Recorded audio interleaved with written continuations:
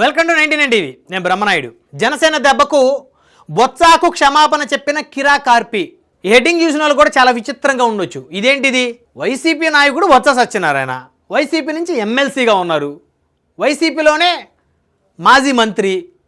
మరి అలాంటి బొత్స సత్యనారాయణ గారికి జనసేన దెబ్బకు కిరా కార్పి బొత్స గారికి క్షమాపణ చెప్పడం ఏంటని చాలామందికి అనిపించి ఉండొచ్చు. ఇది వాస్తవం. ఇది ప్రభుత్వానికి అందినటువంటి ఇంటెలిజెన్స్ నివేదిక. ఏంటంటే 2 రోజుల క్రితం కిరా కార్పి బొత్స సత్యనారాయణ గారి మీద చేసినటువంటి కామెంట్స్, అంటే ఆయన భాషను ఉద్దేశించి, ఆయన బాడీ లాంగ్వేజ్ని ఉద్దేశించి ఆయన బాడీ షేమింగ్ చేస్తూ మాట్లాడాడు. ఆ వీడియోలు ఎప్పుడైతే సోషల్ మీడియాలో వైరల్ అయ్యాయో జనసేన పార్టీ సైనికులకి ఆగ్రహం కలిగించాయి. ఇదేంటిది? వైసీపీ నాయకుడిని తిడితే జన సైనికులకు ఆగ్రహం కలిగించడం ఏంటని చాలామందికి డౌట్ రావచ్చు. ఇది వాస్తవం. సోషల్ మీడియా ఫాలో అయ్యే వాళ్ళకి ప్రతి ఒక్కరికి ఈ అంశం మీద పూర్తి అవగాహన ఉంటుంది. ఎందుకంటే జనసేన పార్టీ వ్యక్తిగతంగా ఏ రాజకీయ పార్టీ నాయకుడిని తిట్టాలి అని అనుకోదు. జనసేన పార్టీ కానీ, ఆ పార్టీ కార్యకర్తలు కానీ, ఆ పార్టీ అధినేత కానీ ఎవరి వ్యక్తిగతమైన విషయాలు మాట్లాడాలని మాట్లాడరు. ఎవరి ఇళ్లలో ఆడవాళ్ళ గురించి మాట్లాడాలి మాట్లాడరు. ఎవరిని బాడీ షేమింగ్ చేయాలి అని చెయ్యరు కూడా. మహా అయితే జనసేన అధినేతను నోటికొచ్చినట్టు మాట్లాడినటువంటి కొంతమంది ఎవరైతే ఉన్మాదుల్లాగా ఉన్నటువంటి గత వైసీపీ పెంచి పోషించినటువంటి ఉన్మాదులు బోరుగడ్డ నీలు, శ్రీరెడ్డి లాంటి వాళ్ళని జన సైనికులు ఇష్టానుసారంగా తిట్టారు. ఆ తర్వాత చూస్తే రోజా గారు, ఆవిడ మాజీ మంత్రి, ఆవిడ కూడా కొన్ని సందర్భాల్లో నోరు జారి పరుష పదజాలాన్ని జనసేన అధినేత మీద వాడిన సందర్భంలోనే జన సైనికులు ఆవిడని టార్గెట్ చేశారు.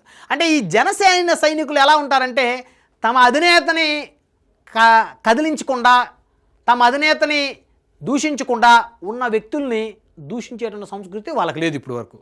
అందులోనూ బొత్స సత్యనారాయణ గారంటే పెద్ద మనిషి. ఉమ్మడి ఆంధ్రప్రదేశ్లో కాంగ్రెస్ పార్టీ అధికారంలో ఉన్నప్పుడు పిసిసి ప్రెసిడెంట్గా చేశాడు. ముఖ్యమంత్రి స్థాయి ఉన్నటువంటి నేత ఆయన. మరి అలాంటి బొత్స సత్యనారాయణ గారు ఏ రోజు కూడా ఎవరిని కూడా దాదాపు వ్యక్తిగతంగా టార్గెట్ చేయడు, పరుష పదజాలం వాడడు. ఎందుకంటే హుందా కలిగిన మనిషి. రాజకీయాల్లో ఆ మనిషిని, ఆ కటౌట్ని చూస్తే ఇలా ఉండాలి నాయకుడు అనేటువంటి ఒక అభిప్రాయం ఉంటుంది. బీసీ సామాజిక వర్గానికి చెందినటువంటి బొత్స సత్యనారాయణ అంటే అక్కడ తూర్పు కాపు సామాజిక వర్గం ఉత్తరాంధ్రలో, సో చాలా వరకు బీసీ కేటగిరీ కిందకు వస్తుంది అనమాట. అయితే ఆ ఉత్తరాంధ్రకు చెందినటువంటి బొత్స సత్యనారాయణ ఆ వర్గంలో నుంచి వచ్చి ఉత్తరాంధ్ర మొత్తానికి ఒక పెద్ద నాయకుడు అయ్యాడు. ఆ తర్వాత ఉమ్మడి ఆంధ్రప్రదేశ్లో పిసిసి అధ్యక్షుడు అయ్యాడు కాంగ్రెస్ పార్టీ అధికారంలో ఉన్నప్పుడు.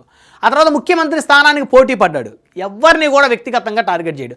అలాంటి బొత్స సత్యనారాయణ గారు మండలిలో మాట్లాడినటువంటి కొన్ని అంశాలకు సంబంధించి కిరా కార్పి అనేటువంటి ఒక జబర్దస్త్ ఆర్టిస్టు, ఆయన గురించి అందరూ తెలుసు. ఆయన ఏం మాట్లాడాడు? బొత్స సత్యనారాయణ గారిని బాడీ షేమింగ్ చేస్తూ, ఆయన భాషని వెకిలిగా మాట్లాడుతూ చేసినటువంటి ఆ వీడియో జన సైనికులకు మనస్తాపాన్ని కలిగించింది. ఇదేంటిది? తప్పు కదా ఇది కాదు కదా మన అధినేత కోరుకుంది. ఈ విధంగా మిడిసిపడే కదా బోరుగడ్డ నీలు, శ్రీరెడ్డి లాంటి వాళ్ళని గత వైసీపీ పెంచి పోషించి టీడీపీ జనసేన నాయకులు తిట్టించబట్టే కదా జగన్మోహన్ రెడ్డి 11 పరిమితమయ్యాడు. మరి కిరా కార్పి లాంటి వాళ్ళు ఈ విధంగా తిడుతూ, ఈ విధంగా వీడియోలు చేస్తూ ఉంటే అసలు ఏంటి దాని ఉద్దేశం? బోరుగడ్డ అనిల్కి, శ్రీరెడ్డికి, కిరా కార్పికి ఏంటి వ్యత్యాసం అనేటువంటి ఒక అభిప్రాయం జన సైనికుల్లో వచ్చింది. ఎప్పుడైతే అభిప్రాయం వాళ్ళలోకి వచ్చిందో తిరుగుబాటు మొదలైంది సోషల్ మీడియాలో. ప్రతి ఒక్కరూ కూడా కిరా కార్పిని టార్గెట్ చేశారు. ఇది తప్పు, ఈ విధంగా చేస్తే కూటమి ప్రభుత్వం నేల కూలుతుంది, జగన్మోహన్ రెడ్డికి మళ్ళీ అరిటాకులో పెట్టి అధికారాన్ని అప్పచెప్పే పరిస్థితి వస్తుంది, ఆ పరిస్థితి వస్తే రాష్ట్రం రావణ కాష్టం అవుతుందని జన సైనికులు ఆవేదన చెందారు. సోషల్ మీడియా వ్యాప్తంగా వారి అభిప్రాయాలు వ్యక్తపరిచారు. కాబట్టి 24 గంటలు గడిచేలేపు కిరా కార్పి బొత్స సత్యనారాయణ గారికి క్షమాపణ చెప్తూ వీడియో పెట్టాడు. ఇంపాసిబుల్. ఎందుకంటే కిరా కార్పి ఎవరో తెలుసు అందరికీ, ఆయన వెనక ఎవరుంటారో తెలుసు, ఆయన ఎవరు నడిపిస్తారో అందరికీ తెలుసు రాజకీయాల్లో. ఎందుకంటే చాలామంది మేము పతివ్రతలం అని చెప్పుకుంటారు చాలామంది, కానీ వారు తెర వెనక చేసేటువంటి వ్యవహారాలన్నీ కూడా తెలియదు అనుకుంటారు చాలామంది, కానీ రాష్ట్ర ప్రజలకు అన్నీ తెలుసు అనేటువంటి ఒక అభిప్రాయం అన్ని పార్టీల కార్యకర్తల్లో ఉంది. సో వైసీపీ అదే విధంగా పెంచి పోషించింది. మరి ఇతని వెనక ఎవరున్నారు? ఎందుకు ఈ విధంగా అతను 2 సంవత్సరాల నుంచి మాట్లాడుతున్నాడు? పార్టీలో ఉన్న సభ్యత్వం ఉందా? తెలుగుదేశంలో ఉన్న సభ్యత్వం ఉందా? జనసేనలో ఉన్న సభ్యత్వం ఉందా? బీజేపీలో ఉన్న సభ్యత్వం ఉందా?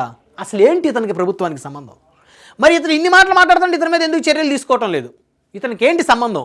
ఏదైనా సంబంధం ఉంటే పార్టీ కొండ వేసుకొని మాట్లాడొచ్చు. పలాని డెసిగ్నేషన్ అది, ఈ పార్టీలో నా పదవి ఇదేని మాట్లాడొచ్చు.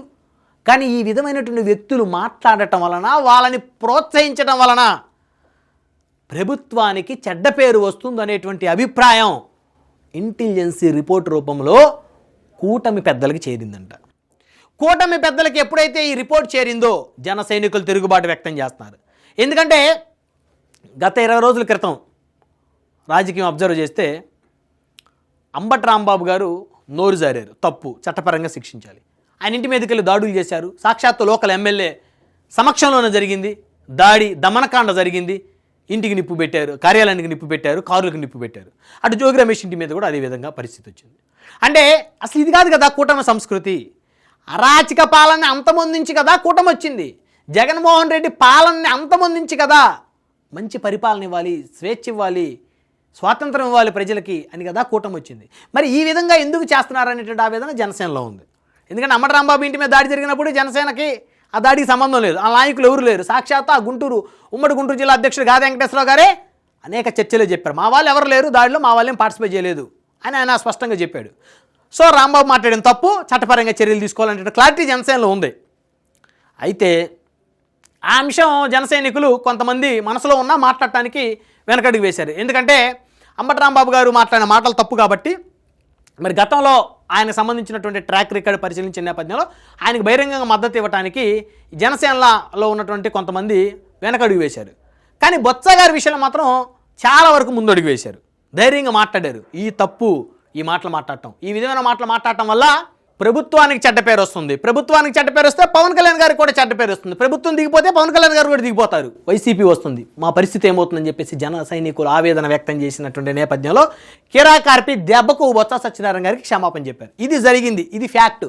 ఇది కూటమి అధిష్టానాలకు సంబంధించిన అన్ని పార్టీల పెద్దలకు తెలుసు, అన్ని పార్టీల అధిష్టానం దగ్గర ఈ రిపోర్ట్ ఉంది. ఇది మనం ప్రత్యేకంగా చెప్పేదేం కాదు, మనం కల్పించి చెప్పేది కూడా ఏం కాదు. ఉంది కాబట్టి కిరా కార్పి క్షమాపణ చెప్పాడు. లేకపోతే కిరా కార్పి అనేటువంటి వ్యక్తి ఊరికి క్షమాపణ చెప్పలేదు ఇంతవరకు. వైసీపీలో పెద్ద హేమాహేమీలు జగన్మోహన్ రెడ్డి గారిని ఒక 1000 సార్లు తిట్టుంటాడు ఆయన.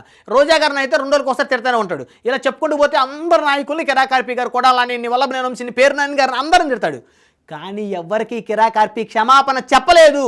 ఎందుకు చెప్పలేదంటే ఆ పరిణామాలు వేరు, ఆ పరిస్థితులు వేరు. ఇక్కడ బొత్స గారి అంశంలో క్రెడిబిలిటీ ఉన్నటువంటి నాయకులను టచ్ చేసినప్పుడు పార్టీలకు అతీతంగా జనాలు ఏకమవుతారు, ఇది తప్పు కదా అని. సో బొత్స గారి అంశంలో కిరా కార్పి క్షమాపణ చెప్పడం వెనక కూటమి పెద్దలు ఉన్నారనేటువంటి ఒక అంశం అయితే బలంగా జనాల్లోకి వెళ్ళింది. ఈ విధమైనటువంటి వ్యక్తులు కనుక ప్రోత్సహించి తిట్టిస్తే కనుక ఒక వైసీపీలో ఉన్నటువంటి వారు ప్రోత్సహించిన ఆ సంస్కృతికి ఇక్కడ ఈ సంస్కృతికి పెద్ద వ్యత్యాసం లేదనేటువంటి అభిప్రాయం అయితే ప్రజల్లో వ్యక్తమవుతుంది.